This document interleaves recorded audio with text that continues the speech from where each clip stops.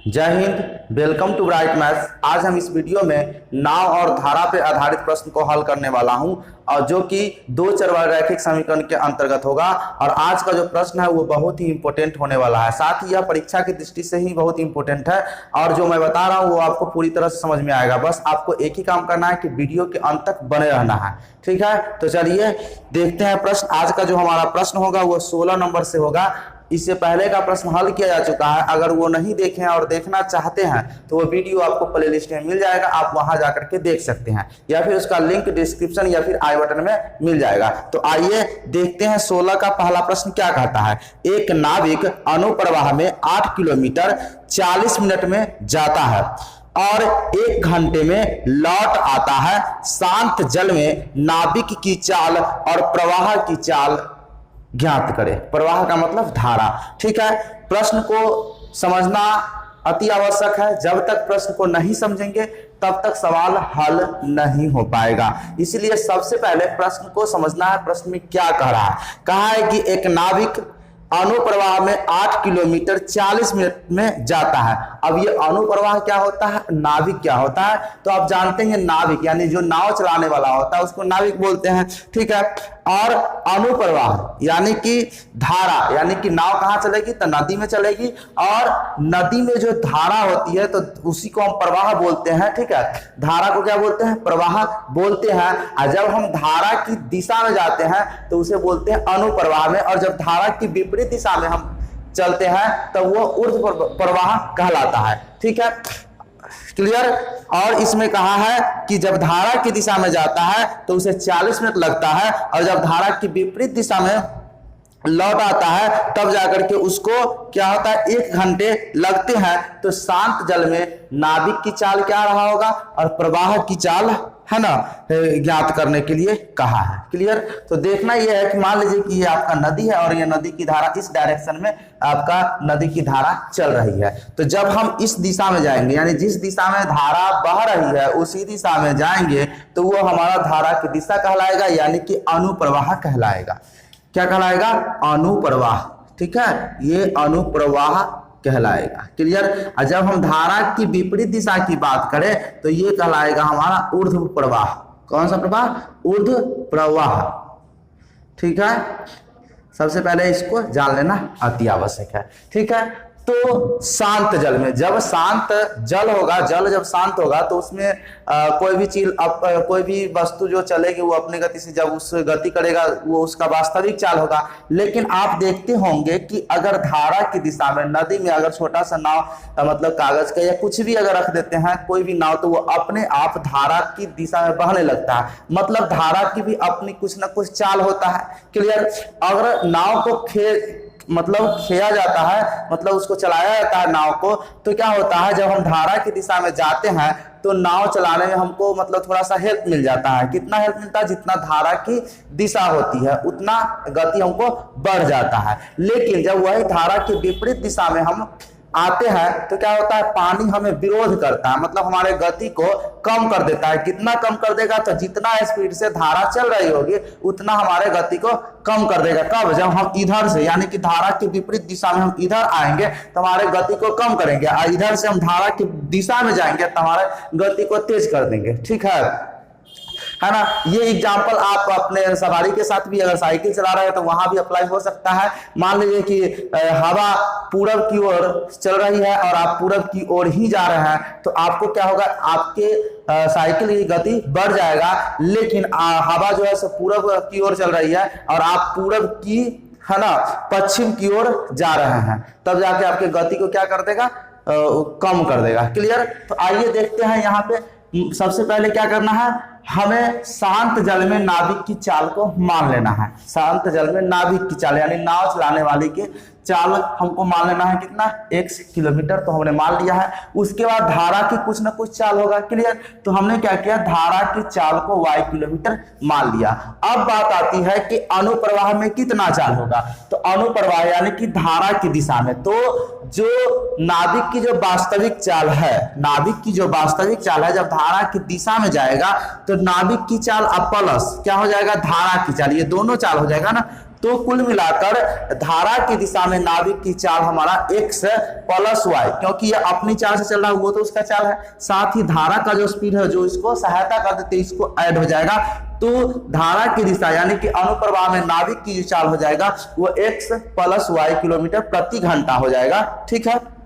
लेकिन जब उधर से वापस लौटेगी तो इसका तो वास्तविक चाल x किलोमीटर रहेगा ही, लेकिन ये धारा इधर की ओर बढ़ रही है, ये इधर से इधर विपरीत दिशा में आ रहा है, तो क्या करेगा, इसके गति को कम कर देगा। कितना कम करेगा, जितना धारा की चाल होगा, यानी कि धारा की चाल को इसमें से घटा देंगे। तो आपको एक ही बात याद रखना है, जब नाव और धारा से सवाल हो और उसमें धारा की दिशा में और धारा की विपरीत दिशा यानी कि अनुप्रवाह या ऊर्ध्व प्रवाह में जब क्वेश्चन पूछा जाए तो जब धारा की दिशा में कहेगा तो नाभिक की चाल जो हो जाएगा क्या हो जाएगा, शांत जल में नाभिक की जो चाल होगा सो और धारा की चाल को जोड़ देंगे जब धारा की दिशा में बात हो तो।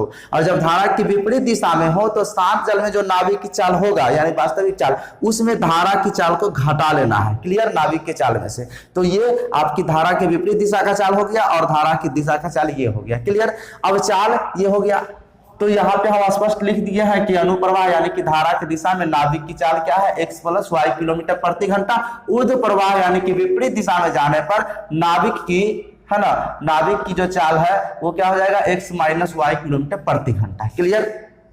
अब यहाँ पर एक फॉर्मूला भी हम लिख दिए आपको, ताकि आप भूले अगर होंगे तो यहाँ से देख लेंगे, नहीं तो याद है तो और अच्छी बात है। तो चाल गुने समय बराबर क्या होता है, दूरी, प्रश्नानुसार। इसके बाद हम आगे चलते हैं।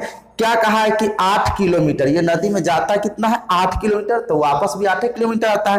तो 8 किलोमीटर जाने में उसको कितना समय लगता है, 40 मिनट लगता है। कब, जब वो धारा की दिशा में जाता है तब, यानी कि चाल गुने समय से तो धारा की दिशा में चाल कितना हो जाएगा, x प्लस y, और गुने समय 40 मिनट लगता है। तो यहाँ घंटा, एक घंटा है, एक वो घंटा में दिया हुआ है और एक बार मिनट में, ये 40 है, मिनट दिया हुआ है, इसको घंटा में बदलने के लिए क्या करेंगे, 60 से भाग दे देंगे, बराबर क्या होगा, 8 किलोमीटर के बराबर होगा, क्योंकि ये चाल हो गया गुने समय बराबर दूरी कितना है, 8 किलोमीटर। इस चाल से चलेगा और 40 मिनट लगता है तो वो 8 किलोमीटर पहुंच जाता है, क्लियर। अब क्या करना है, इसको आराम से काट देना है, 20 दूना 40 और 20 दिया 60, यानी x प्लस y बराबर 8 है। ये उस साइड, क्योंकि ये इंटू में है तो वो उस साइड जाएगा, तो 3/2 यानी 2 से इसको काट देंगे तो कितना बार कट जाएगा, 4 बार कट जाएगा, यानी x प्लस y बराबर आपका हो जाएगा 12, 4 तिया 12। ये इक्वेशन 1 हो गया,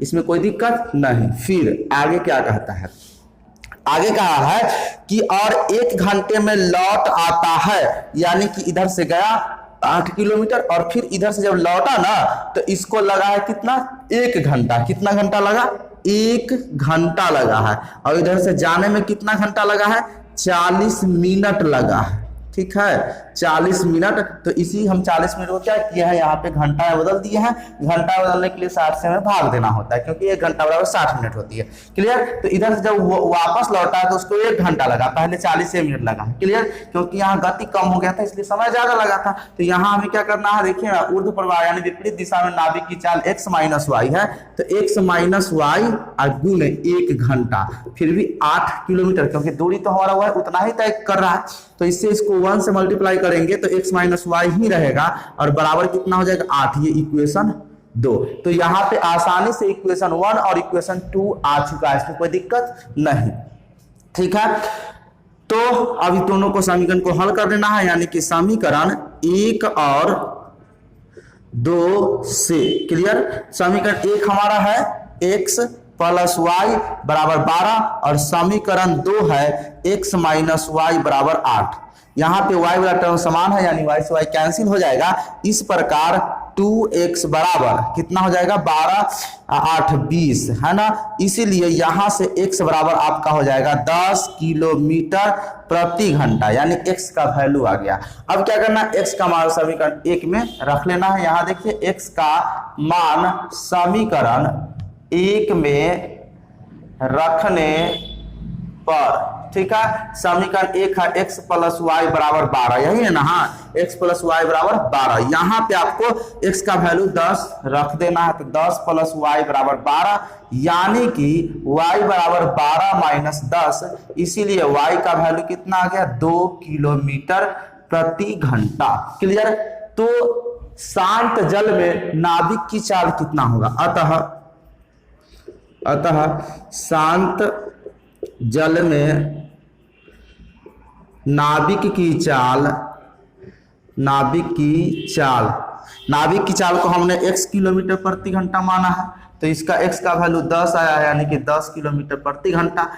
ठीक है। और धारा की चाल, धारा यानी कि प्रवाह, धारा का मतलब प्रवाह की चाल, वो हो जाएगा कितना 2 किलोमीटर प्रति घंटा, क्योंकि उसको हमने y माना है और y का वैल्यू 2 आया है, तो 2 किलोमीटर प्रति घंटा हो गया। उम्मीद है कि यह प्रश्न का सॉल्यूशन आपको आसानी से समझ में आया होगा। आइए नेक्स्ट क्वेश्चन की ओर चलते हैं। अब अगला प्रश्न देखिए क्या कहता है। एक नाव 10 घंटे में ऊर्ध्व प्रवाह में 30 किलोमीटर तथा अनुप्रवाह में 44 किलोमीटर जाती है, वह 13 घंटे में 40 किलोमीटर ऊर्ध्व प्रवाह में तथा 55 किलोमीटर अनुप्रवाह में जा सकती है, तो शांत जल में नाव तथा धारा की चाल ज्ञात करें। यहाँ भी नाव तथा धारा की चाल ज्ञात करना है। मतलब ये जो प्रश्न है, इससे पहले जो हम प्रश्न हल किया उसी के तरह है, लेकिन थोड़ा सा चेंजेस है, उस चेंजेस को समझ लेंगे तो प्रश्न जो है आसानी से हल हो जाएगा। क्या कहा है कि एक नाव जो है 10 घंटे में ऊर्ध्व प्रवाह में 30 किलोमीटर चलता है। ऊर्ध्व प्रवाह का मतलब क्या है कि धारा के विपरीत दिशा में, अप स्ट्रीम, मतलब ये जो है सो इधर से धारा इधर की ओर जा रही है और ये चल रहा है इधर की ओर। ठीक है। धारा की दिशा में कितना दूरी तय किया है, तो दूरी तय किया है ये आपका कहता है कि 30 किलोमीटर। ठीक है। और जब धारा की विपरीत दिशा में चला है तो इसकी चाल कितना रहा होगा, है ना। तो यहाँ पे देखिए चाल को हमने पहले ही मान लिया है। देखिए ना, माना कि शांत जल में नाभिक की चाल x है ना किलोमीटर और धारा की चाल y किलोमीटर प्रति घंटा की दर से, तो अनुप्रवाह में चलेगा तो सीधी सी बात है कि उसकी बात है चाल जो है सो बढ़ जाएगा, तो क्या हो जाएगा x प्लस वाई किलोमीटर प्रति घंटा, और विपरीत दिशा यानी कि ऊर्ध्व प्रवाह में चलेगा तो उसका चाल घट जाएगा, x माइनस वाई किलोमीटर। कितना घटेगा, जितना धारा की चाल होगा उतना। क्लियर। तो ये चला है धारा के विपरीत दिशा में। किस दिशा में चला है, विपरीत दिशा में, तो चाल इसका हो जाएगा कितना x माइनस वाई, इस चाल से चला होगा। क्लियर। और अनुप्रवाह में जाता है, यानी कि जिस दिशा में धारा चल रही है उसी दिशा में चलती है, तो वह दूरी तय कर लेती है 44 किलोमीटर। कितना किलोमीटर, 44 किलोमीटर। और ये जो इस समय इसका चाल होगा वो कितना, तो इस समय जो चाल होगा वो होगा कि क्या है, अनुप्रवाह में, अनुप्रवाह में चला है, यानी कि धारा के दिशा में ये होगा इस समय चाल x प्लस वाई। क्लियर। ये पहला कंडीशन में कह रहा है। अब दूसरा कंडीशन में क्या कहता है कि वह 13 घंटे का समय लेता है। और हाँ, एक चीज आपको बता दूं, ये जो दोनों दूरी तय किया है, ये दोनों दूरी तय करने में इसको समय लग गया है 10 घंटा। कितना घंटा लगा है, 10 घंटा लगा है। और दूसरा स्थिति में कहा है कि फिर वह अप स्ट्रीम यानी कि धारा के विपरीत दिशा में चलता है और वह दूरी तय करता है 40 किलोमीटर। दूरी तय करता है 40 किलोमीटर, तो फिर वही चाल होगा हमारा, कितना चाल होगा, x माइनस वाई किलोमीटर प्रति घंटा की दर से। और जब यह धारा की दिशा में जाता है तो फिर वह डिस्टेंस दूरी तय कर लेता है, दूरी तय कर लेता है 55 किलोमीटर। ठीक है। और इस कंडीशन में चाल क्या होगा, तो x प्लस वाई, यानी कि चाल ज्यादा होगा तो दूरी ज्यादा तय करेगा, और समय है ना, यहाँ पे ये दोनों दूरी तय करने में इसका जो समय लगा है वो 13 घंटे लगे हैं। कितने घंटे लगे हैं, 13 घंटे। तो अब आपको कहता है कि आप हमें बताइए कि धारा की चाल कितनी रही होगी और शांत जल में नाभिक की चाल कितनी रही होगी। तो मैंने तो ये सब पहले से ही मान रखा है। ठीक है। अब इसको क्या करना है, समीकरण बनाना है, और समीकरण जैसे ही बन जाएगा इसको हल कर देंगे, x और y आ जाएगा। अब देखिए फिर से समझिए, दूरी 30 किलोमीटर तय किया है इस चाल से, और फिर 44 किलोमीटर किया है इस चाल से, और इस दोनों दूरी तय करने में उसको कितना घंटा समय लगा है, 10 घंटे समय लगा है। तो इस दूरी को तय करने में और इस दूरी को तय में कुछ ना कुछ समय लगा होगा, यानी इतनी दूरी तय करने में जो समय लगा सो, और जितना इस दूरी को तय करने में जितना समय लगा वो दोनों दूरी को हम जोड़ देंगे तो 10 घंटा आ जाएगा। उसी तरह इसमें और इस दोनों के दूरी तय करने में जितने समय लगा इस दोनों समय को जोड़ देंगे तो हमारा ये 13 किलोमीटर आ जाएगा। तो उसी चीज को यहाँ पे करना है। तो यहाँ पे देखिए ना, समय बराबर क्या होता है, दूरी बटे चाल। इस कंडीशन, पहले हम इसके लिए समीकरण बनाएंगे। तो यहाँ पे देखेंगे क्या है, समय 10 घंटा है। तो इस स्थिति में दूरी बटे चाल के हिसाब से हमारा समय निकल के कितना आ जाएगा, 30 बटे x माइनस वाई।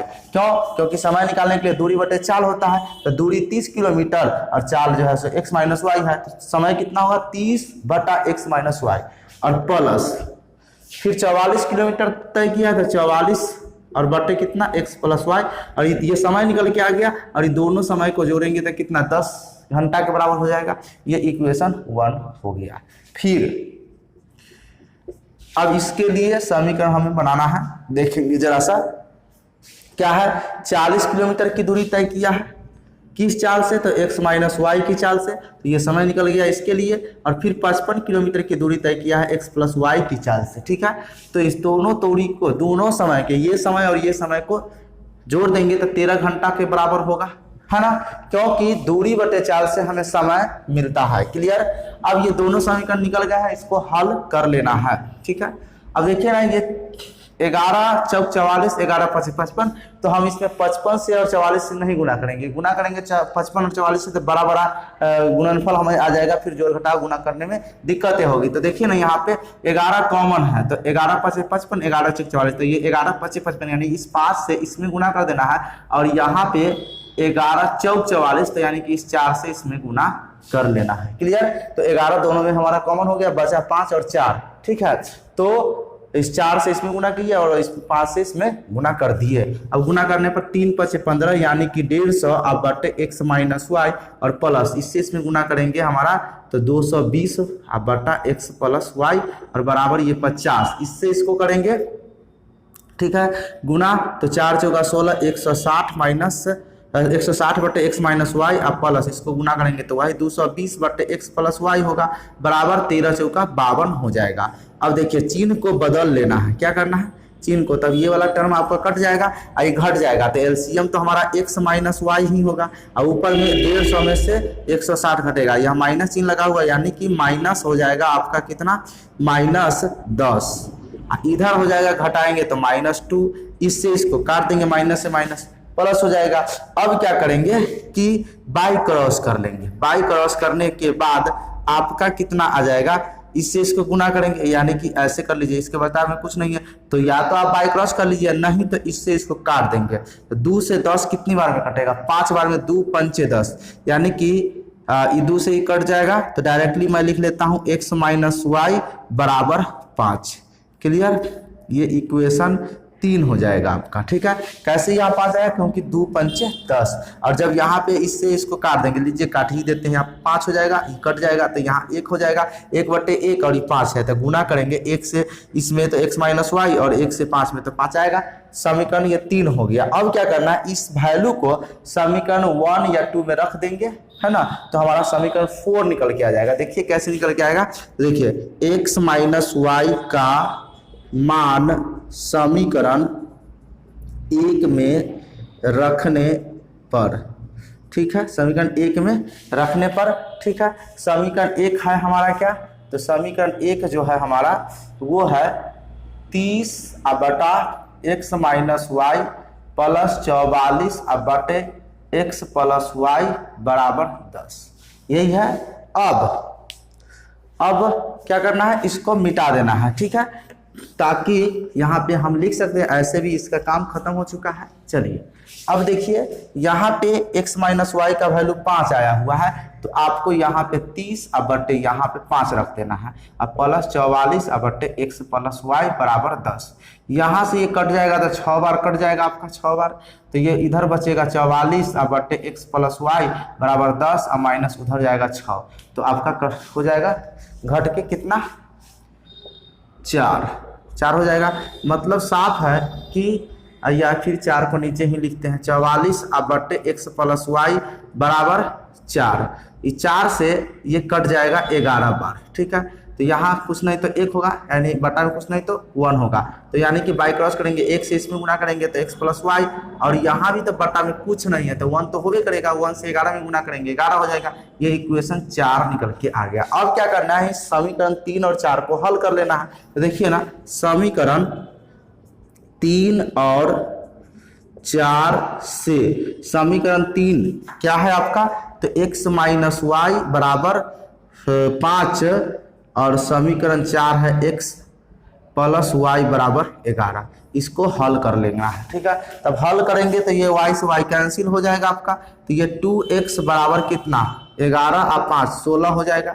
x बराबर 16 में से 16 को 2 काट देगा तो कितनी बार काटेगा, 8 बार काटेगा। तो ये x का वैल्यू 8 किलोमीटर प्रति घंटा आ गया। अब क्या करेंगे, यही वैल्यू यहाँ पे रख देंगे, x का है ना, x का मान समीकरण 1 में रखने पर, समीकरण 1 में रखने पर, सॉरी 1 नहीं यहाँ 3 की बात होगा, क्योंकि 3 और 4 को हल किया है ना, तो 3 में रखना होगा। तो 3 हमारा है x माइनस वाई बराबर कितना 5 है ना, तो यहाँ पे आपको 5 रख लेना है, यानी x माइनस वाई बराबर 5 और x का वैल्यू 8 निकल के आया है। तो देखिए यहाँ पे 8 माइनस वाई बराबर 5, ठीक है। तो माइनस वाई बराबर आपका 5 माइनस 8 माइनस वाई बराबर -3, ठीक है। अब माइनस से माइनस कैंसिल हो जाएगा, यानी कि y का वैल्यू 3 आ गया। क्लियर, अतः है ना। अब आपसे क्या पूछा था, नाविक की चाल यानी नाव की चाल, ठीक है। तो नाविक की चाल, नाविक की जो चाल हो जाएगा शांत जल में, वो हो जाएगा आपका कितना 8 किलोमीटर, 8 किलोमीटर प्रति घंटा।